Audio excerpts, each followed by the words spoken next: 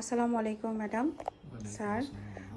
আপনারা তো হচ্ছে ৮ তারিখে, এই মাসের ৮ তারিখে আপনারা আমাদের সিনচিন জাপান হাসপাতালে ভর্তি হলেন। স্পেশাল কেয়ার ইউনিটে ছিলেন আপনারা। তো আজকে তো ছুটি হয়ে যাচ্ছে, এই যে ৮ তারিখ থেকে আজকে পর্যন্ত, মানে আপনারা তো একটা লং টাইম ছিলেন।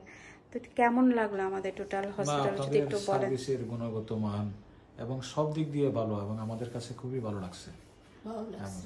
আচ্ছা, আপনার কেমন লাগলো সেটা যদি একটু বলেন? ভালো লাগছে। আচ্ছা, আজকে বাসায় যাচ্ছেন মানে সুস্থ হয়ে, মানে সেটা কেমন লাগছে? আমাদের যে ভালো লাগছে, আমাদের সিস্টার যে আসছে আপনাকে, আপনাদের সাথে দেখা করার জন্য, আন্টি সবাই ভালো। আপনাদের সর্বস্তরের ম্যানেজমেন্ট যারা যারা এই কাজে নিয়োজিত ছিল প্রত্যেকের সবাই আমরা সন্তুষ্ট। আচ্ছা, ধন্যবাদ স্যার। আসলে আমরা আপনারা যখন আসবেন আমাদের এখানে অসুস্থ হয়ে, আপনাদের মানে সব কিছুই তো, মানে আমাদের দেখা সার্ভিস হতে শুরু করে ডক্টর ট্রিটমেন্ট, সেটা হচ্ছে আমরা দিয়ে যাব।